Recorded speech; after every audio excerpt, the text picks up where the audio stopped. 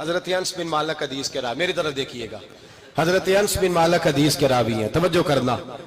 کہتے ہیں ایک بی بی حضور کے پاس آئی، اپنا علاقہ چھوڑ آئی، آ کے کھڑی ہوئی تو اس نے کہا حضور میں خاندان بھی چھوڑ آئی ہوں، سسرال بھی، میکا بھی، ننیال بھی، ددیال بھی، میں ہر ایک کو چھوڑ آئی ہوں، میں جائیداد والی تھی وہ بھی چھوڑ آئی ہوں، مال دولت بھی چھوڑ، ایک میرا بیٹا تھا جوان وہ میں ساتھ لائی ہوں۔ سونیا یہ آپ کی نوکری کرے گا اور میں حضرت فاطمہ کی ڈیوٹی کروں گی، میں حضرت عائشہ کے برتن دھویا کروں گی، میں بھی نوکری کروں گی، حاضر ہے۔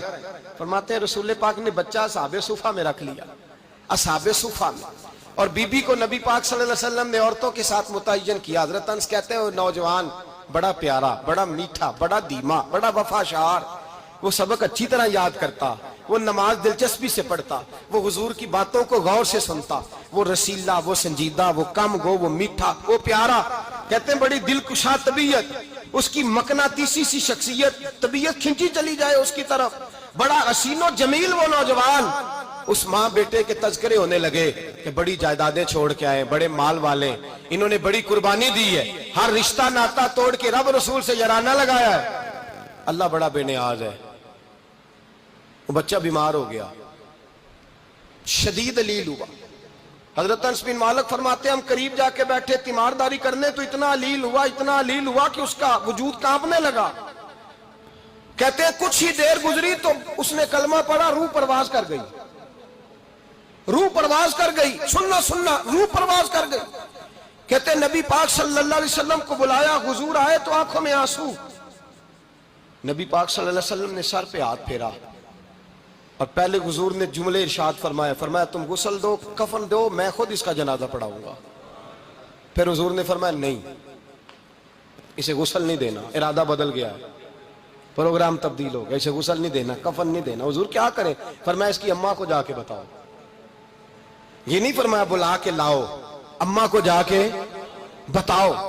حضرت انس کہتے ہیں میں نے کوئی نرالا سے رنگ دیکھا، کوئی منفرد سا انداز دیکھا، ہمیں بھیج دیا اماں کو بلاؤ، اور خود نبی پاک اس کمرے سے نکل گئے، اور حضور کے آنسو بھی یکدم خشک ہو گئے، مزاج بدل گیا، پریشانی بدل، اماں کو بلاؤ اس کی۔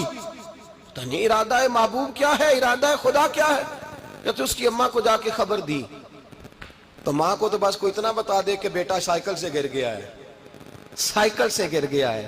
اماں ساری رات سوتی نہیں۔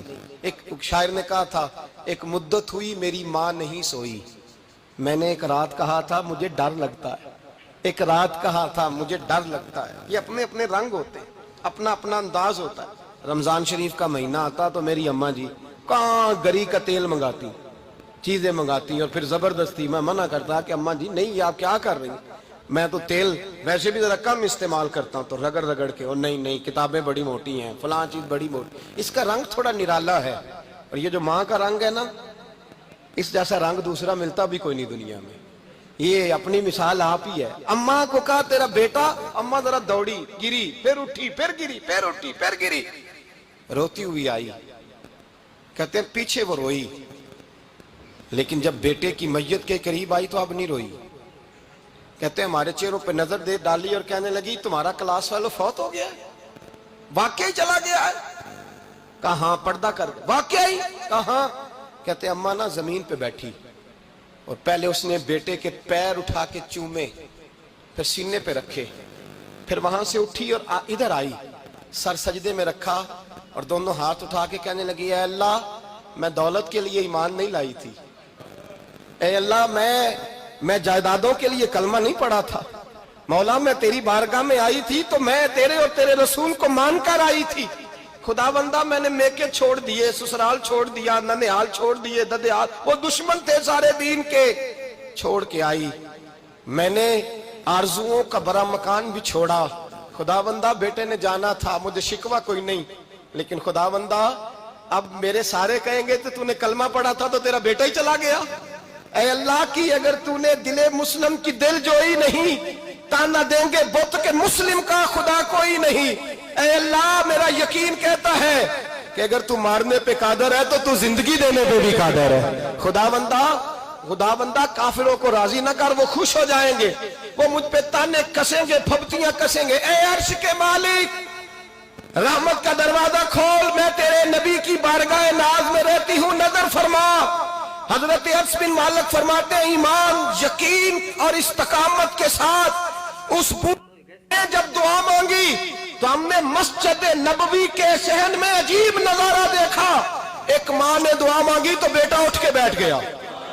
کہتے ہیں بیٹا اٹھ کے بیٹھ گیا، کلمہ پڑھ تو وہ اٹھ کے بیٹھا. ماں نے سینے سے لگایا اور ماں اور بیٹا نعرے لگانے لگے، لوگوں سنو، قرآن بھی سچا، اسلام بھی سچا، اللہ بھی سچا، یہ مسجد نبوی سچوں کا گھر، اور سب سے بڑھ کے اللہ کا رسول سچا.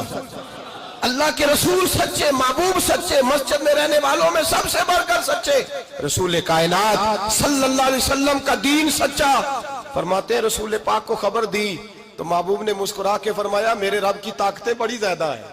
ان اللہ علی کل شیء قدیر، اللہ کی طاقت بڑی ہے. ایمان تھا، یقین، استقامت. بچہ اٹھ کے بیٹھ گیا.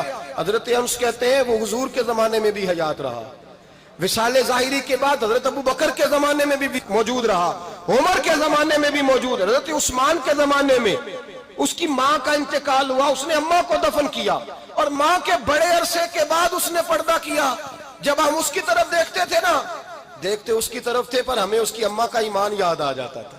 ہمیں یقین، او بھائی کبھی تو نے رب کریم کی بارگاہ میں سر سجدے میں رکھ کے مانگا ہی نہیں، تو کبھی آیا ہی نہیں، ورنہ اس کے دروازے سے کوئی خالی جا سکتا؟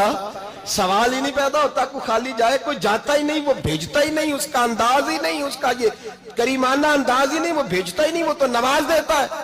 ایمان، یقین، استقامت اپنائیے، اوڑھیے اپنی زندگی میں. اللہ تبارک و تعالیٰ کے ساتھ جڑیے. یہ دنیا داروں کے ساتھ ہم تعلق جوڑ کے رکھتے ہیں، کبھی ایسا میچ، کبھی ٹیلی فون، کبھی عید پہ مبارکباد، کبھی فلان جگہ.